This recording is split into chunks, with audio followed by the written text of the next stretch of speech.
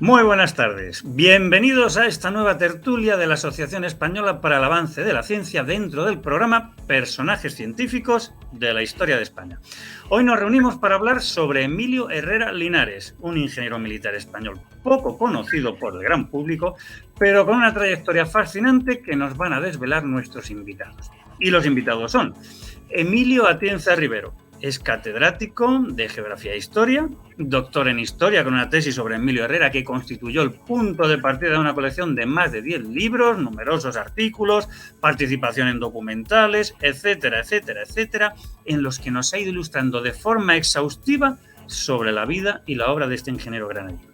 Contamos también con Juan Cabrero Gómez, que es licenciado en Ciencias Físicas, científico superior del Departamento de Óptica Espacial del INTA, colaborador de la Unidad de Cultura Científica del INTA y del Centro de Astrobiología INTA-CSIC y promotor del Museo Lunar de Fresnedillas de la Oliva en Madrid, la estación de seguimiento desde la que se hizo, bueno, valga la redundancia, el tracking o seguimiento de la llegada del hombre a la Luna. Y finalmente, con Manuel Abejón, ni más ni menos que don Manuel Abejón, que es doctor ingeniero aeronáutico y ha sido ingeniero de sistemas en Iberia, catedrático de matemática aplicada en la Escuela Técnica Superior de Ingenieros Aeronáuticos de la Universidad Politécnica de Madrid, donde fue vicerrector, presidente de AENA entre 1991 y 1996, diputado a Cortes en la segunda legislatura democrática y un etcétera imposible de resumir en 4 líneas. Emilio, Juan, Manuel, sed muy bienvenidos. Vamos con la primera pregunta, entonces, que le toca a Emilio. Emilio, después de pasar 40 años estudiando la figura de Emilio Herrera, acabas de publicar su biografía que podemos considerar definitiva. Pues para empezar la tertulia, ¿cómo resumirías en poco más de, bueno, ni más, en menos de 3 minutos, quién fue Emilio Herrera? Pues Emilio Herrera, ante todo, es un personaje absolutamente paradigmático, a lo que yo añadiría que adictivo, y desde luego es una figura, como digo, que se adentró en distintos ámbitos del conocimiento. Yo diría que ninguno le era ajeno y también hay algo fundamental, ¿no? Y es la extraordinaria base matemática que tenía don Emilio, que le ayudó, pues como digo, a adentrarse pues en ámbitos pues tan ajenos a su formación inicial, como era la física, la química, bueno, hasta llegar al esperanto. Es decir, una figura cuyo distintivo es la curiosidad, pero una curiosidad muy rigurosa y que además nos ha dejado un legado que es, como digo, absolutamente adictivo. Un legado en el que, si bien el aspecto científico es muy relevante, no podemos quedarnos solo en ese aspecto. Su otro aspecto, que es el humano, es una figura realmente entrañable, ¿no? Su calidad humana es excepcional en todos los sentidos. Y evidentemente pues no puede uno quedarse, como digo, en el análisis solo del aspecto de sus aportaciones científicas, que si bien es a lo que más llama a veces la atención por la discreción natural de don Emilio, pues muchos otros aspectos pasan un poco desapercibidos hasta que no te adentras en la investigación de toda la documentación a la que hemos podido acceder sobre don Emilio.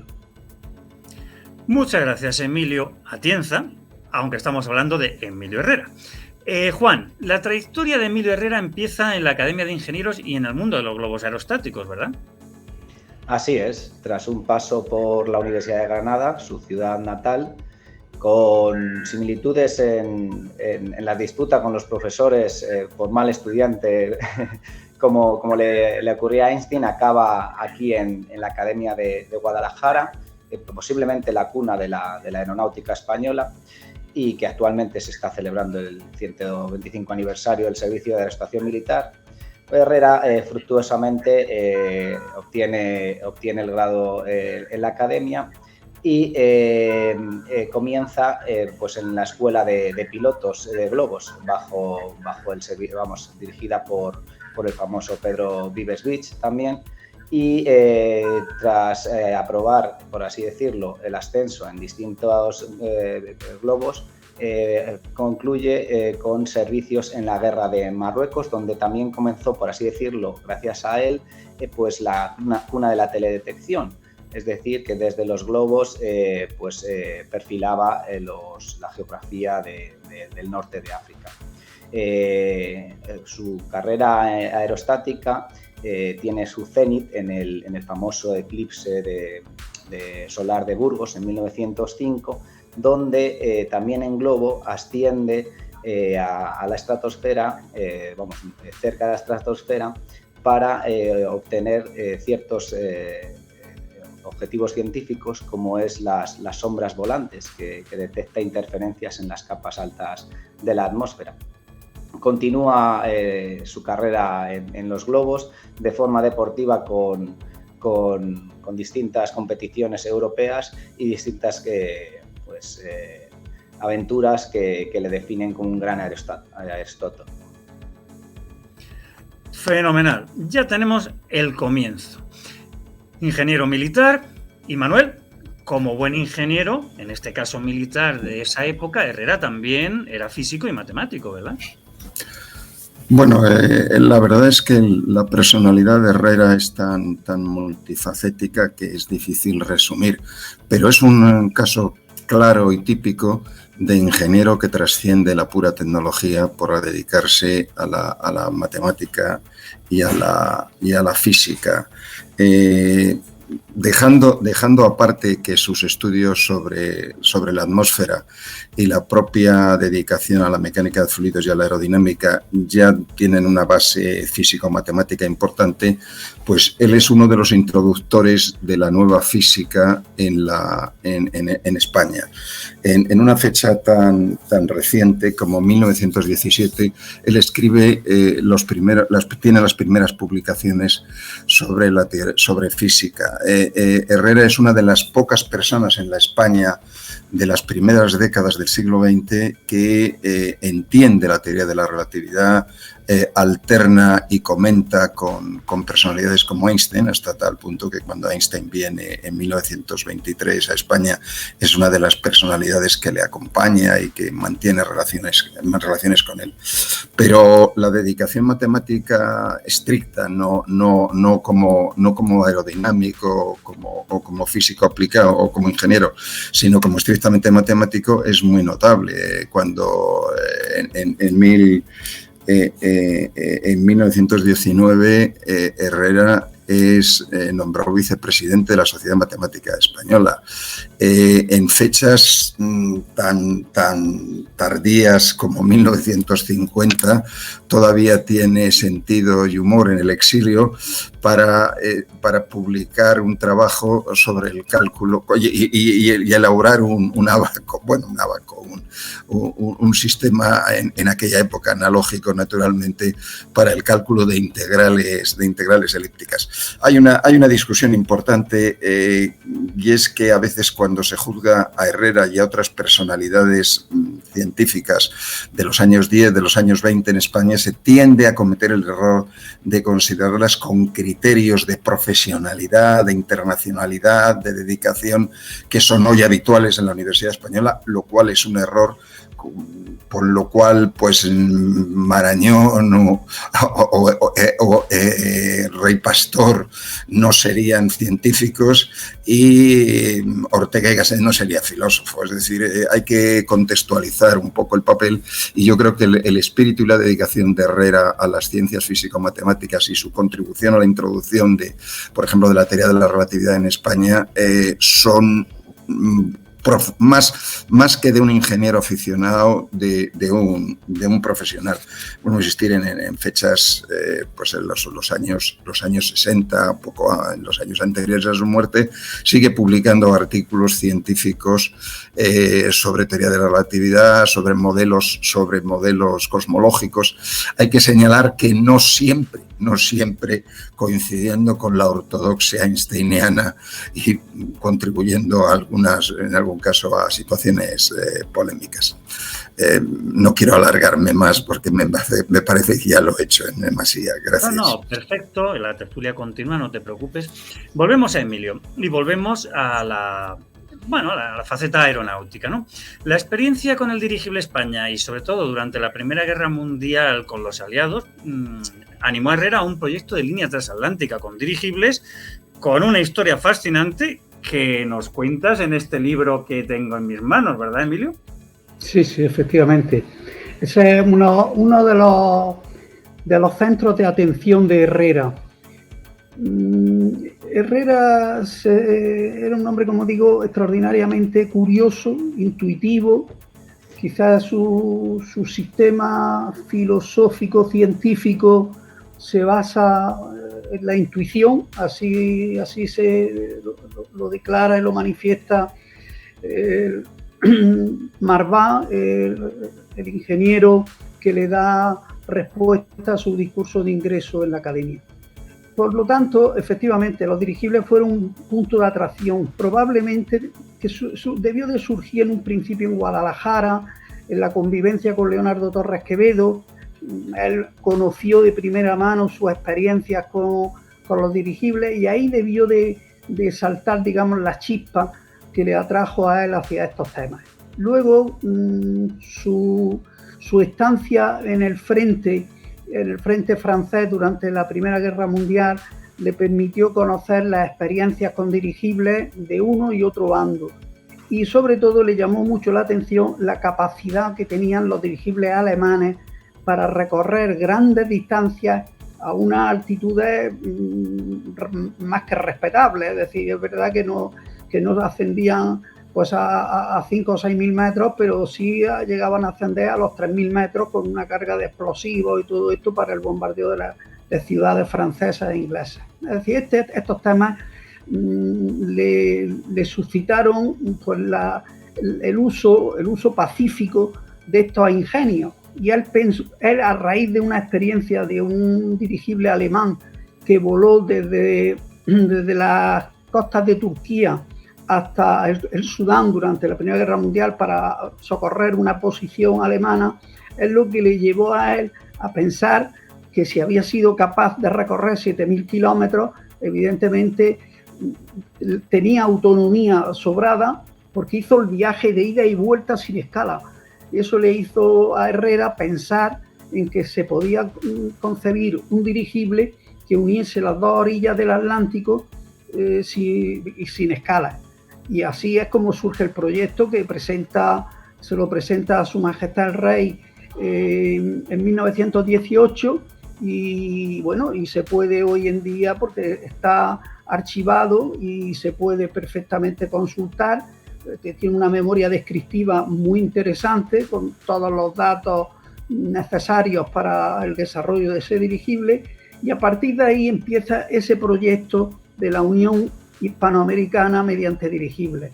Es un proyecto, como digo, interesantísimo, y que es curioso que, aunque luego el proyecto acaba haciéndose en estrecha colaboración con la casa Luchtbau Zeppelin, la casa Zeppelin hoy actualmente tiene documentación sobre el proyecto, pero no conoce ese proyecto en sí mismo ya realizado. Es decir, para los alemanes, los vuelos del Graf Zeppelin desde Alemania a través de España hasta Sudamérica, bueno, hasta Sudamérica y hasta América del Norte, ¿no? Porque hubo vuelos exclusivos a Sudamérica y hubo vuelos exclusivos y mixtos hasta Nueva York.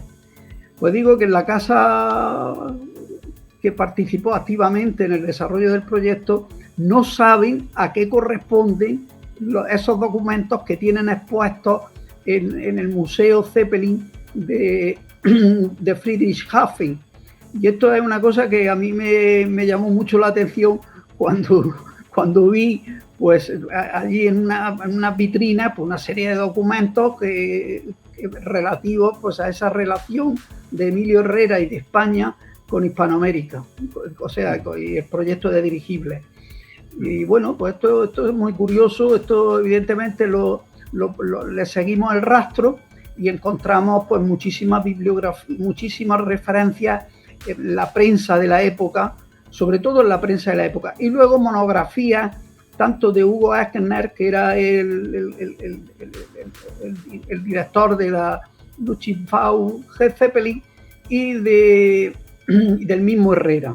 Herrera tiene pues por lo menos 4 o 5 artículos extensos que incluso están editados como separatas, y en esos artículos pues plantea todas las soluciones. Él, en principio, el proyecto iba a ser desde La Coruña a Nueva York, pero se dio cuenta, al estudiar la meteorología del recorrido, se dio cuenta de que era una meteorología que no permitía garantizar su idea principal, que era que los vuelos se hicieran a tiempo preciso, es decir, a tiempo ajustado previamente, sin retraso y sin cambios de horario ni ninguna vicisitud parecida. Y ya digo, eso le llevó a desplazar la línea hacia el sur, con objeto de tener garantizado pues una climatología muy favorable y que permitiera pues eso, hacer los vuelos siempre a punto fijo y a horario fijo. Tengo que decir que los estudios que hizo Herrera sobre la climatología del Atlántico Sur fueron muy minuciosos, como todo lo que él hacía. Eran extraordinariamente precisos, exactos, y uno de los que se beneficiaron de su trabajo fue precisamente Ramón Franco. Es decir, Ramón Franco, cuando proyecta... Emilio, ese es otro personaje que ya estudiaremos en otro momento. No, pero si es de pasada, es simplemente para decir que Ramón Franco dejó en tierra a más de uno, y a uno de los que dejó en tierra y maltrató durante su vida fue a Emilio Herrera. Hay un libro terrible, Águila y Garras, creo que se titula, en el que, bueno, pues las críticas que hace a Herrera yo creo que son más propias de un resentido o de una persona, desde luego, no muy equilibrada psicológicamente. Y cuando se conoce pero lo que sí sabemos es que no funcionó la idea y no se pudo unir mediante una línea española, ¿verdad? Paco, eso sí, pero no funcionó la idea porque, desgraciadamente, la idea coincide con la gran crisis, con la gran depresión. Exacto. De 1928. Claro. Esa es la clave, porque ellos salen a bolsa. En un principio hay mucho interés, pero... Pero, Emilio, eso no se lo vas a contar a los que nos están viendo, porque lo cuentas tú en este maravilloso libro del Guadalquivir al Plata en Dirigible. Continuamos entonces la tertulia y volvemos a Juan.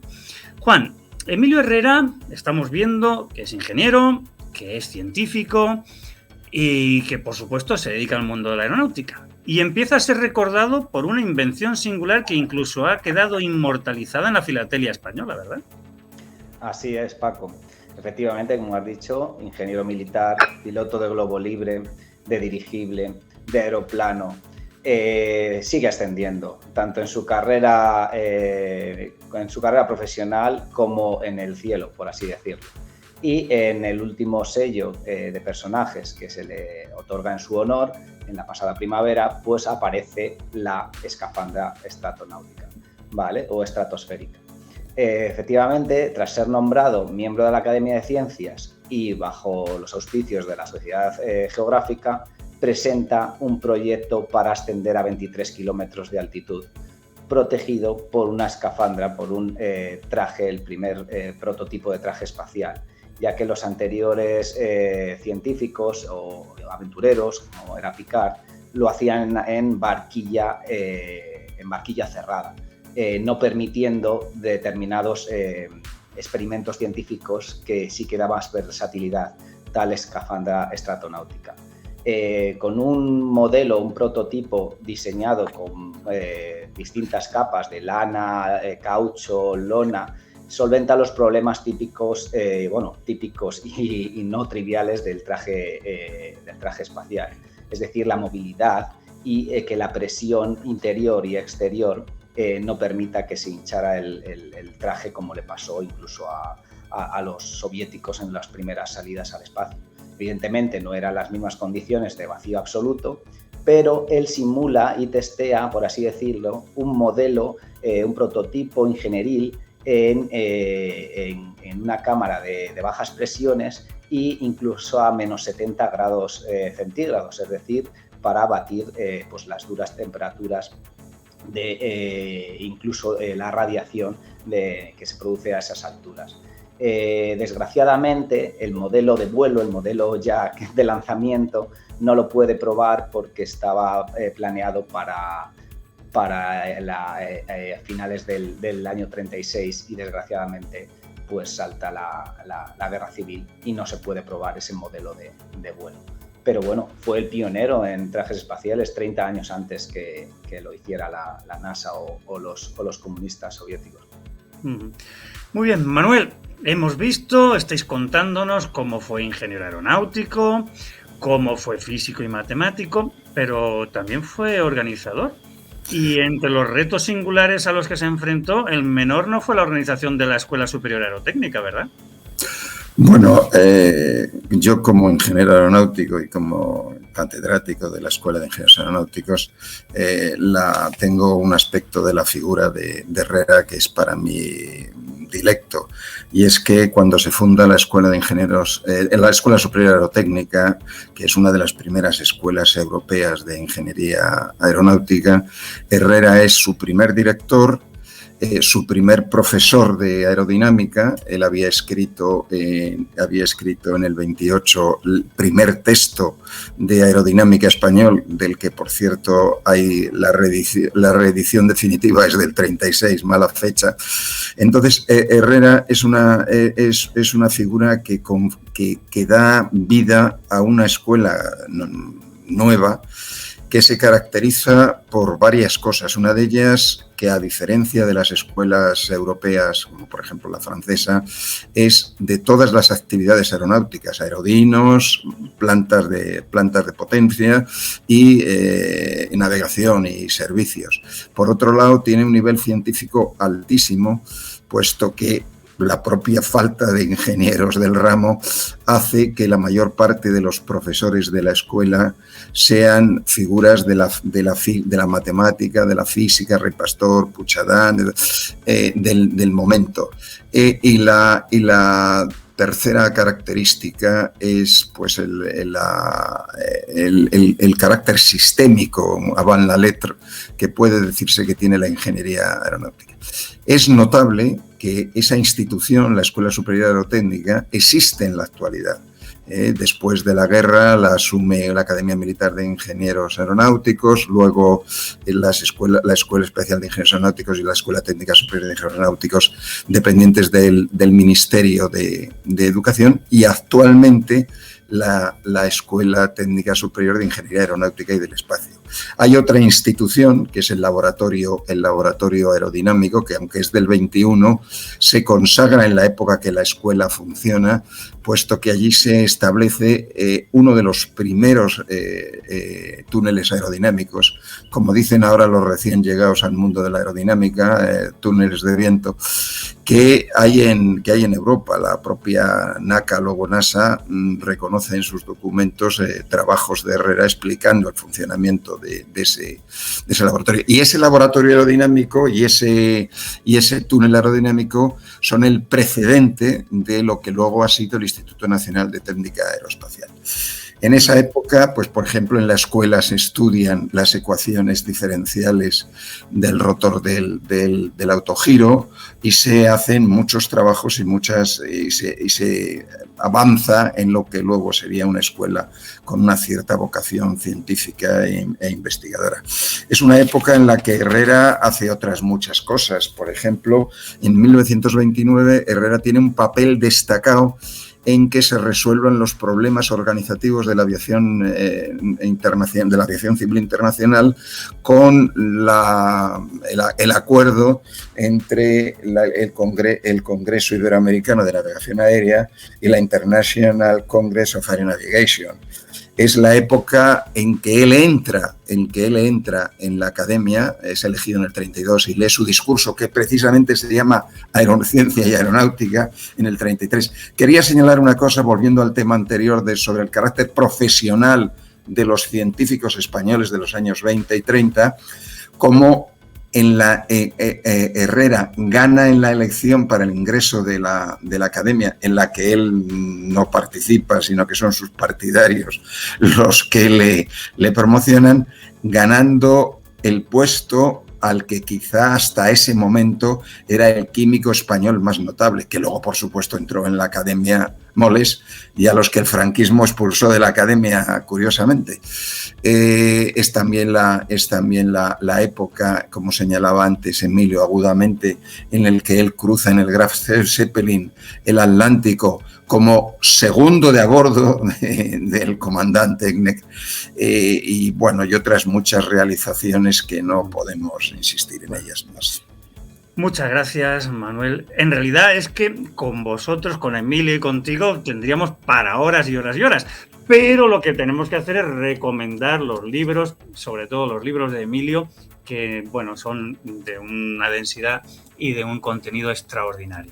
Emilio, tenemos que volver a preguntarte, de entre los montones de cosas que nos podrías contar, yo creo que hay un aspecto que has trabajado muy especialmente, que es el sentido del honor excepcional que tuvo Emilio Herrera, ¿verdad? Un sentido del honor que tuvo que adecuar a una historia de España muy, muy complicada. Efectivamente. Herrera procede de una familia en la que la tradición militar era importante, pero una tradición militar muy peculiar y muy avanzada con respecto a los tiempos en los que se situó la vida, no solo la de Herrera, sino la de su padre y la de su abuelo, que se vieron pues inmersos en algaradas, en una inestabilidad política notable y, como digo, de golpes de Estado que en muchos casos pues conllevaron la salida de la reina, revoluciones, procesos constituyentes. Es decir, fue una época muy convulsa. Y hay un detalle que llama mucho la atención, y es que en ningún momento se sublevaron ninguno de los tres, ni el abuelo, ni el padre, ni luego el hijo o el nieto, ¿no? Que es nuestro Emilio Herrera. Efectivamente, él le toca vivir un periodo complejo y él en todo momento se mantiene en la normalidad, entre comillas, ¿no? Lo que entenderíamos por normalidad, que desgraciadamente no estaba al uso, ¿no? Y tuvo siempre una extraordinaria intuición, una vez más, para ante esos avatares mantenerse en la posición correcta, en la posición debida, en la posición lógica. Y eso viene de que tanto el abuelo, el mariscal de campo, José Herrera Griseli, como su padre, Emilio Herrera Ojeda, y el mismo Emilio Herrera Linares, los tres estuvieron muy en contacto con los ejércitos y las milicias europeas. Es decir, hay una europeización en los tres, tanto en el abuelo como en el padre, como en el hijo, ¿no? Hay una europeización y una conducta pues ajustada a unos criterios que en España, desgraciadamente, pues eran más africanistas que otra cosa. Eso hace que Herrera, en su vida militar en España, se mantiene al margen de cualquier intento contra un régimen legalmente constituido, constitucionalmente aceptado. Y bueno, esa es una peculiaridad, porque claro, hay un momento cuando se produce pues, la gran tragedia de la España contemporánea, que es su guerra civil, pues Herrera tendría sus dudas, porque como bien ha manifestado en más de una ocasión Manolo Abejón, Herrera es un hombre católico, conservador,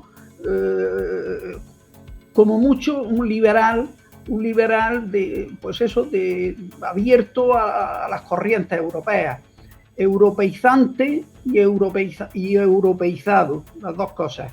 Y Herrera, pues en esa tesitura no siente veleidades ni atracciones. Bueno, evidentemente tendría sus dudas, porque no hay que perder de vista que él era caballero gentilhombre del rey, que había jurado fidelidad a la corona, y además tenía un compromiso personal con el rey por el título de caballero gentilhombre de cámara que le había concedido.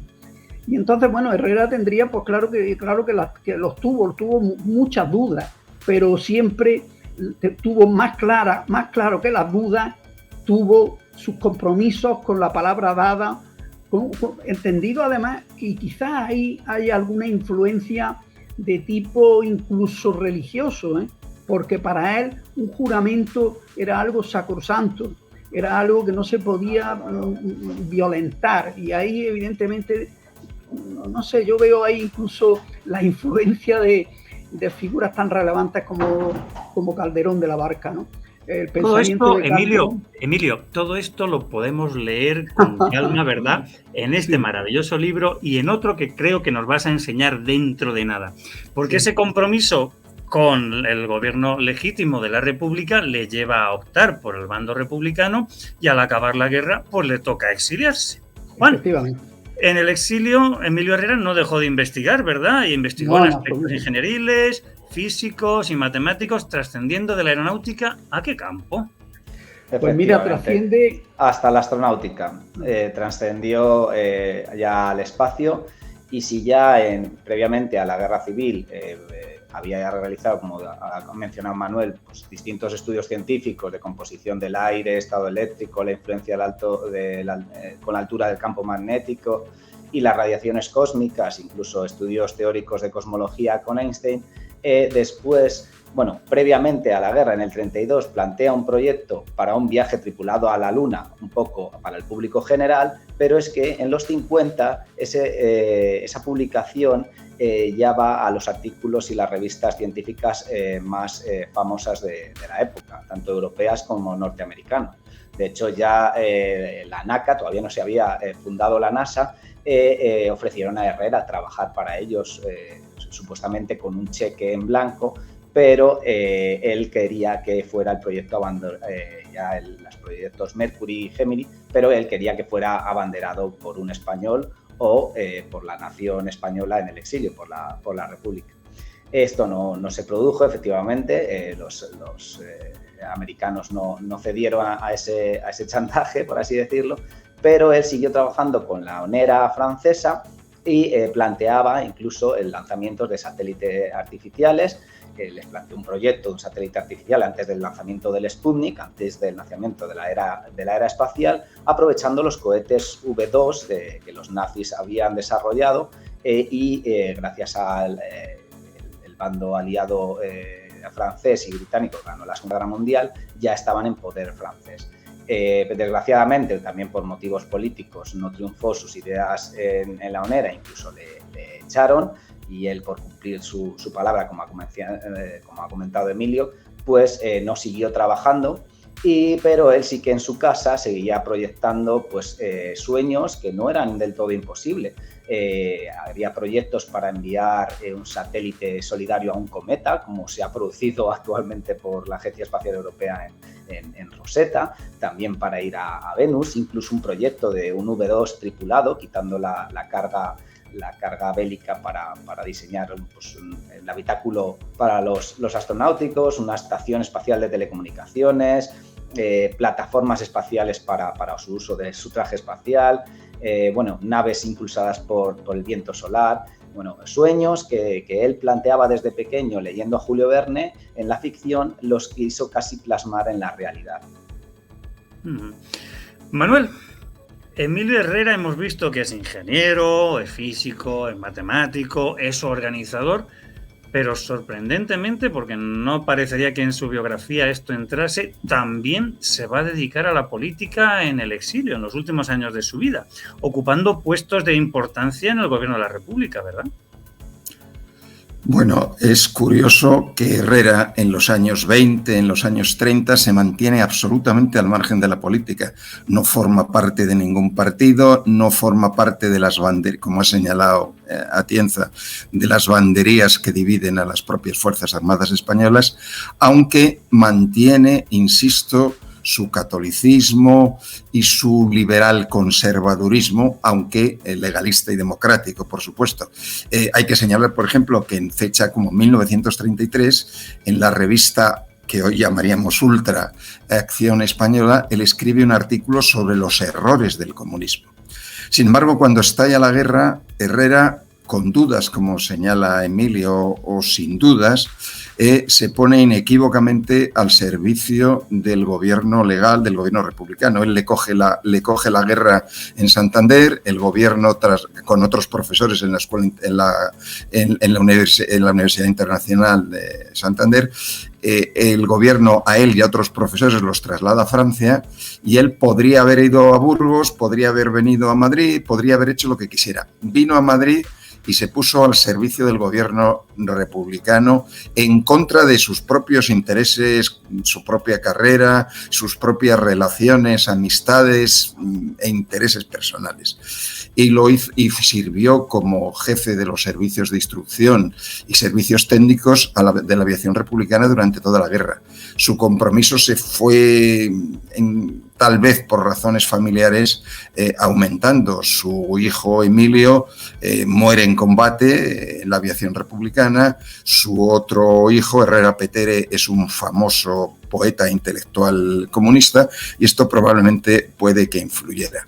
Cuando acaba la guerra, Herrera se exilia, empieza a dedicarse a ganarse la vida como consultor científico y aeronáutico, como escritor, y trata de colaborar en ciertas ayudas a los excombatientes de los republicanos. Lo cierto es que en un momento dado se le llama para formar parte, concretamente en 1951, el presidente del gobierno, Gordón Ordaz, le reclama para que sea ministro de Asuntos Militares del gobierno republicano en el exilio.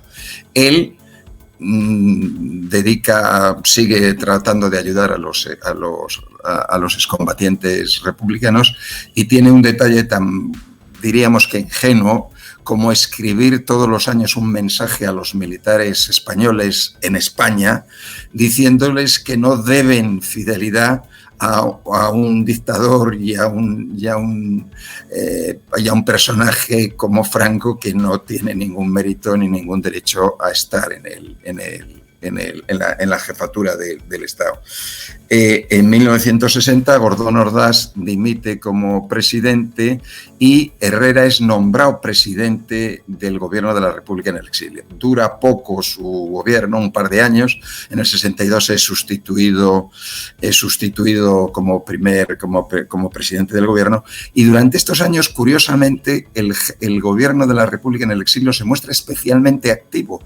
Por ejemplo, Herrera es el autor de un acuerdo con Humberto Delgado, el líder de los demócratas antisalazaristas portugueses, para trabajar conjuntamente por la liberación de la península ibérica.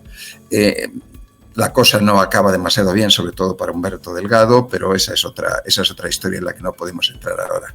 Herrera, las republicanas, tiene un gran prestigio entre los políticos republicanos y socialistas, y, por ejemplo, es el responsable de dos documentos extraordinariamente importantes. Uno del 1953, en el que se dirige al gobierno americano para aconsejarle que no pacte y no llegue a acuerdos con Franco. Y otro documento, en 1957, donde la idea de la reconciliación nacional y la recuperación democrática es uno de los documentos más importantes del exilio. Podríamos insistir más cosas, pero no tenemos tiempo. No ¿verdad? tenemos tiempo. Y es que tenemos que ir terminando. Y es que pretender resumir en poco más de media hora una personalidad y una contribución tan fascinante, pues es imposible, ¿verdad? Que se lo cuenten a don Emilio Atienza, que tiene 2 minutos para despedirse, adelantándonos alguna novedad que creo que nos va a presentar en eso, en 1 minuto, minuto y medio. Emilio, al ataque. La novedad es esta última publicación que hemos hecho sobre la figura de Herrera como ingeniero militar, como aviador y como tecnocientífico original, ¿no? Y creo que bueno, pues es un trabajo riguroso, son casi 600 páginas y es un libro que el Ministerio de Defensa ha editado con mucho cariño. La verdad es que es una satisfacción que este libro pues esté editado, como digo, por Defensa y tocando pues aspectos fundamentales. Se queda fuera, desgraciadamente se ha quedado fuera porque creo que no era bueno generar compromisos y tensiones, pero vamos, aparte ya de que la extensión es que son 600 páginas, ¿no? Pero se ha quedado fuera el tema precisamente que acaba de tratar el profesor Abejón, ¿no? Que es el del exilio, su compromiso político, pero bueno, esos son a veces hipotecas a las que nos lleva la realidad. No, eso es una garantía, Emilio, eso es una garantía de que dentro de 1 año nos regalarás otro libro y podremos organizar otra tertulia porque nos lo presentarás, ¿verdad? Hombre, pero claro, en este caso, pues le toca despedirse a Juan, que tiene que darnos sus palabras de reflexión final. Muy breves, de lo que está escrito en su epitafio. No lo lloréis, imitadlo. Exacto. Muy bonito, perfecto. Manuel, Emilio Abría, y a ti te corresponde pronunciar las palabras con las que vamos a cerrar esta tertulia sobre Emilio Herrera. Yo solo quiero decir una cosa. Nuestra sociedad necesita figuras ejemplares. Nuestra sociedad necesita modelos. Y tenemos los de derechas, los de izquierdas, los de centro, los católicos, los no creyentes. Tenemos un ejemplo paradigmático en Herrera. Es un ingeniero volcado a la ciencia. Es un militar legalista, democrático y responsable y respetuoso con el poder civil. Y, curiosamente, a pesar de sus ideas que podríamos calificar de católico y de derechas, cuando el país atraviesa una situación dramática, él opta por ponerse del lado de las clases populares y no refugiarse en esa tercera España idílica que algunos preconizan. Muchas gracias. Pues efectivamente, Emilio, Juan, Manuel, muchas gracias por lo que nos habéis hecho disfrutar. Y amigos y amigas de la Asociación Española para el Avance de la Ciencia, deciros simplemente que quedáis invitados a la próxima tertulia que dedicaremos pronto a otro insigne ingeniero español. Hasta entonces. Adiós.